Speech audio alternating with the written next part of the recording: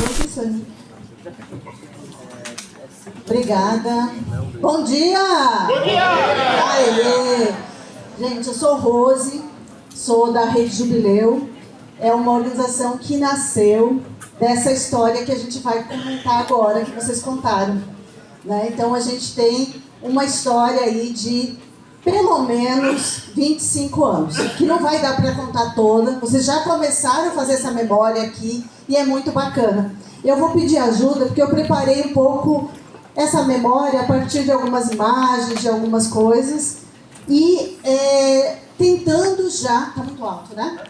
Tentando responder... Se estiver alto, vocês falam. Vai que acorda, né? Acorda? Não. Então, para algumas perguntas que foram trazidas aqui, eu acho que eu e a Soninha vamos dar conta de comentar. Outras, a gente, como disse a Dilu e o Rafinha, a gente vai ter momentos amanhã e no domingo que a gente vai responder juntas e juntos, certo?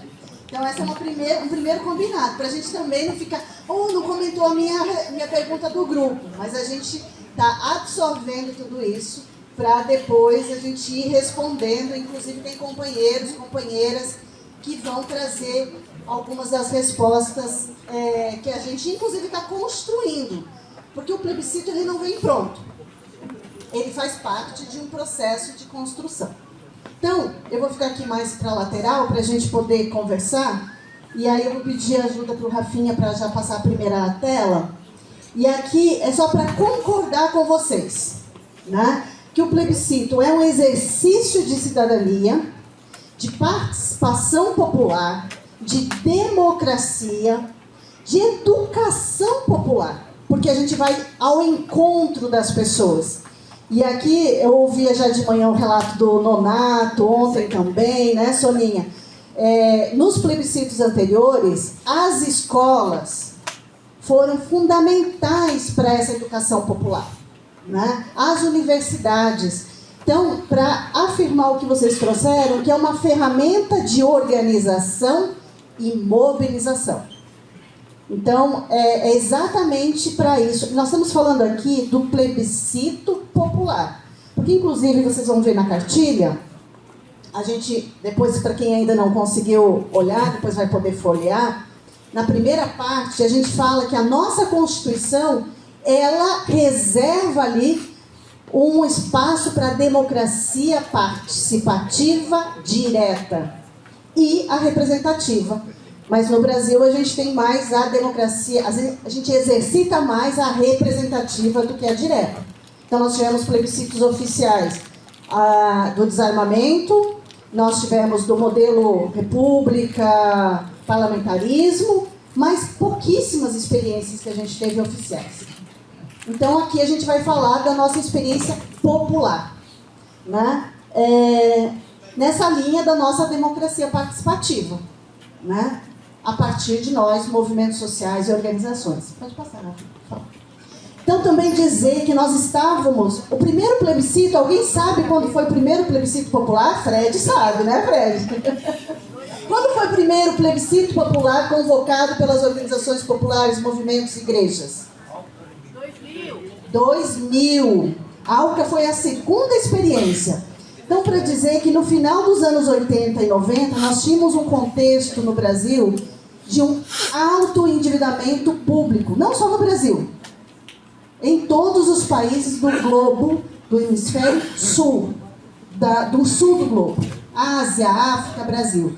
E, então, um aumento dos empréstimos com o Banco Mundial, FMI, enfim, não vou me ater a esses dados, depois a gente pode compartilhar essa apresentação e vocês podem usar nas formações que vocês vão reproduzir nos territórios, nas organizações, tá? Inclusive com complementações com o que vocês trouxeram aqui, que são muito importantes. Então, nos anos 80 e 90, a gente tinha esse contexto político, econômico, social. Vejam, e a gente estava saindo também de longos períodos ditatoriais, ditaduras. Né? 70. Quando foi a nossa Constituição? 88. Né? Então, assim, aqui entra o primeiro plebiscito popular. Por favor. Aqui, só para trazer também um outro contexto, a gente já estava vivendo o avanço do neoliberalismo, os ajustes e austeridade social que já vinha com o neoliberalismo. Então a situação, para quem viveu os anos 80 e 90, lembram da panela vazia, dos protestos? Talvez muitos aqui não lembram, porque estão conhecendo essa história, estudando essa história, aprendendo essa história, e é importante fazer essa memória de quem veio antes, quem construiu esse processo antes, né? Eu não construí, eu li essa história, porque eu era aí estava na escola, enfim. A gente não vai revelar a idade hoje, tá? Nós tínhamos o Collor, vocês lembram, né, da juventude que faz o impeachment do Collor. Enfim, a gente tinha um contexto de ascensão das lutas, dos movimentos, das organizações. Então, eu queria também, que é muito diferente, o Igor de manhã falava aqui, né? Qual é o nosso contexto hoje? Né? Os desafios do contexto atual. Ou seja, a gente está num momento bastante diferente e de retração. Então, o plebiscito hoje ele também é essa ferramenta para nos ajudar na organização das lutas. E aí veio o primeiro plebiscito. Pode passar, Rafinha, por favor. O primeiro plebiscito, pode passar. Pode passar. Aqui, pode passar. A ideia do primeiro plebiscito, ela vem de um processo, inclusive, que nasce dentro da igreja. Quem falou aqui da ausência da igreja aqui no nosso plebiscito? Né? Isso é importante, a gente está num esforço, porque também a igreja, falo da igreja católica, mas nas outras igrejas, a gente está num contexto interno também bastante difícil. Né? Aqui a gente tinha uma igreja progressista muito forte.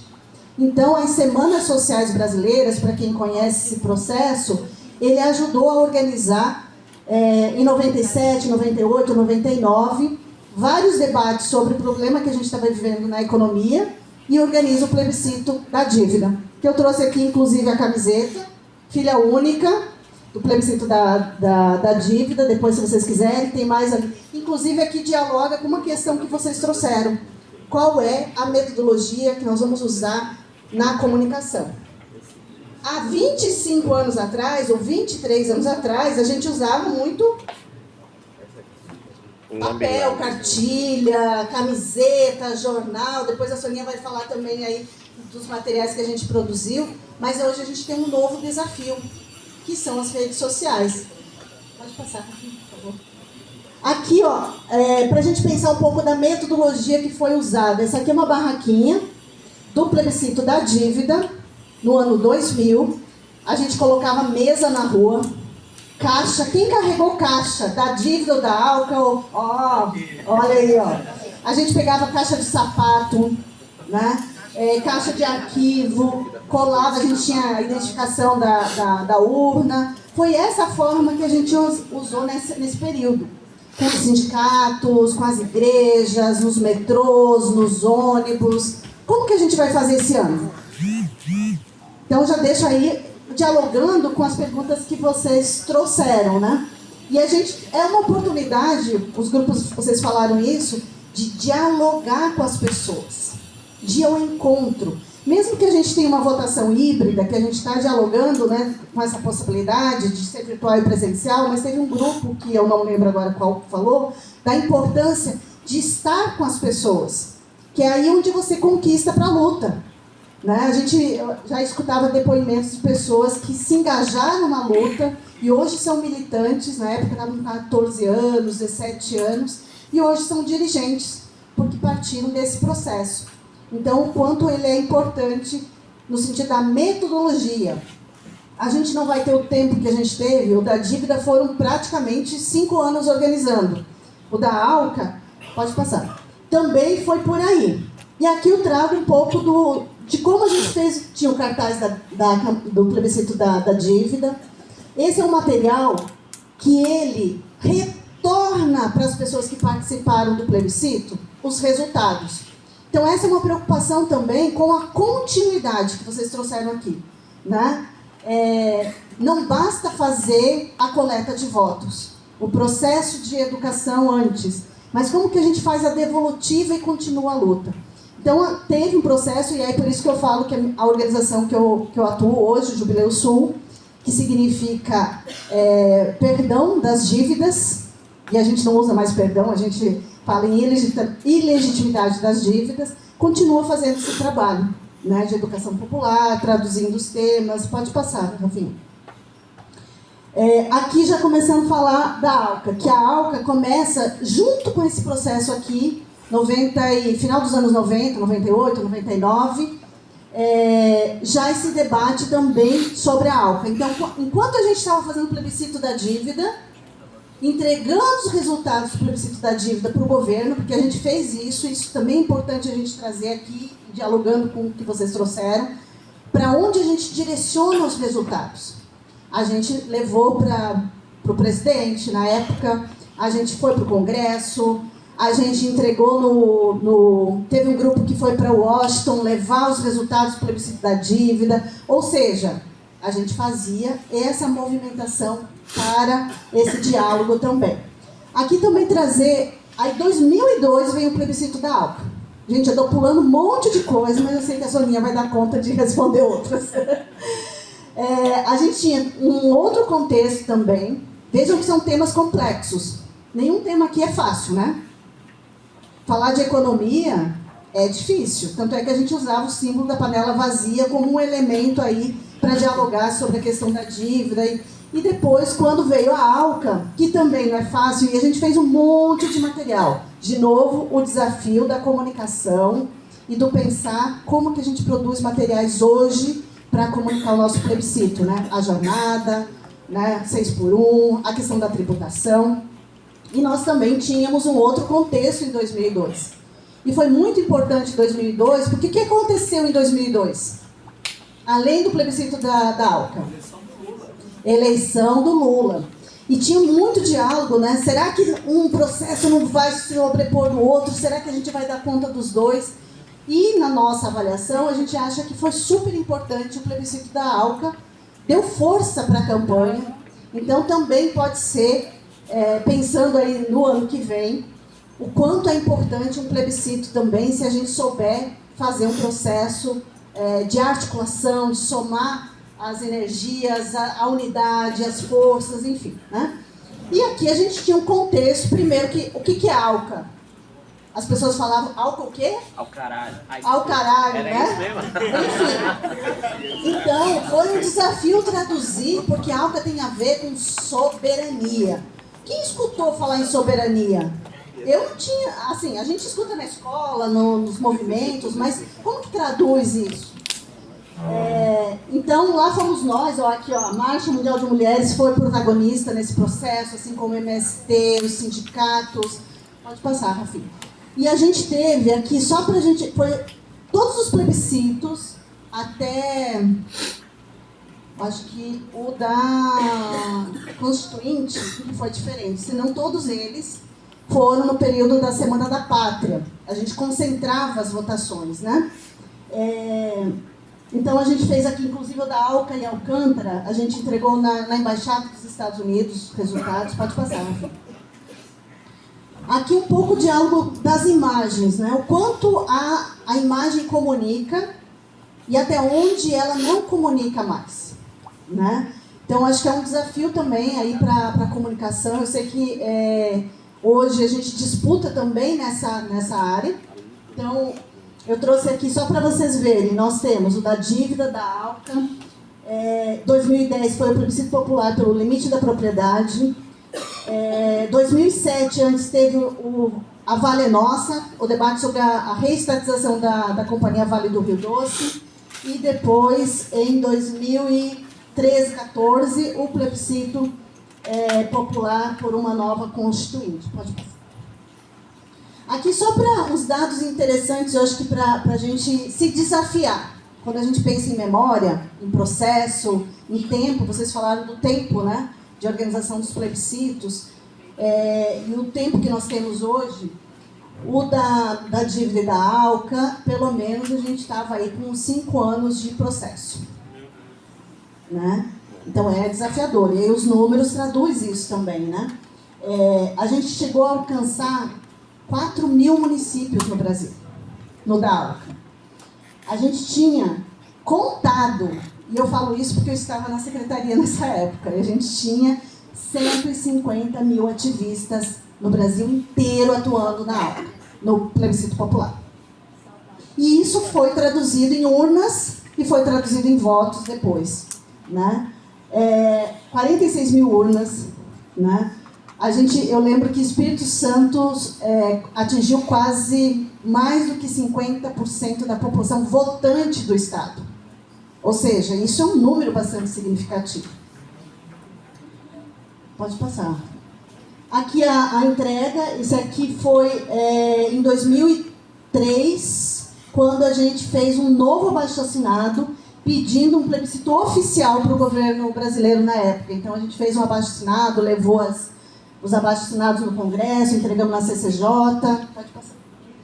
Aqui, eu acho que é importante também dizer das vitórias, porque fazer um plebiscito, ele também tem esse elemento, né? O que a gente consegue depois responder para as pessoas? Ó, conquistamos, não deu certo, temos que seguir na luta. O plebiscito da ALCA, a gente derrotou ela em 2005. A gente derrotou a ALCA e aqui foi um processo continental. A campanha contra a ALCA, ela foi um processo continental. Por isso que eu trago aqui 2005, muitos de nós, brasileiros, dos movimentos sociais, militantes, estiveram na Argentina, onde a gente conseguiu, depois de um processo longo, inclusive de diálogo com os governos progressistas na época, lembrando que a gente tinha Lula, a gente tinha Chaves, né? Só para citar dois importantes, né? A gente consegue fazer esse processo de derrota da ALCA. Claro que hoje a gente avalia que a ALCA veio de outras formas, né? Mas, enfim, eu acho que é importante também dizer que a nossa luta ela pode ter resultados significativos para a classe trabalhadora, né? Que não é só um processo, não é só um evento, não é só algo que fica por si, né? Ele pode ter vitórias e como esse plebiscito nesse ano, ele pode ter vitórias significativas. Aqui eu trouxe para vocês terem, depois vocês podem, como eu falei, essa apresentação vai ficar com vocês. 2000, a gente teve o plebiscito da dívida com 6 milhões de... Isso é só para motivar, tá? É só para motivar, para a gente superar o plebiscito da ALCA, que foi o que mais conseguiu recolher votos. Plebiscito 2002 da ALCA, 10 milhões. 2007, a gente teve o da Vale com 4 milhões. Depois, 2010, 500 mil votos do plebiscito do limite da propriedade. E 2014, 7,5 milhões de votos. Ou seja, isso também retrata o processo organizativo, o processo de mobilização, de articulação e como que a gente faz ele, né? E em que momento da nossa história a gente está, né? Como que a gente acumula força. Então, acho que aí eu faço referência à fala que o Igor trouxe de manhã, que ele trouxe para a gente 7 desafios para o plebiscito atual, né? Então, acho que é bom a gente também dialogar com esses desafios. Pode passar. Aqui, metodologia que vocês falaram, né?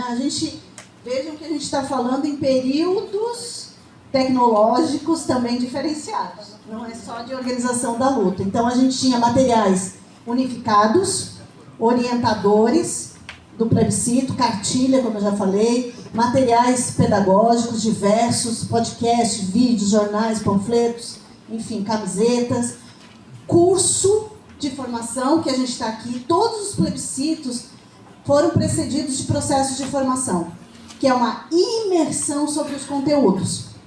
E a gente reproduzia isso nos estados. Quem participou desses processos deve lembrar essa preocupação para a gente entender sobre o que a gente está falando para poder reproduzir.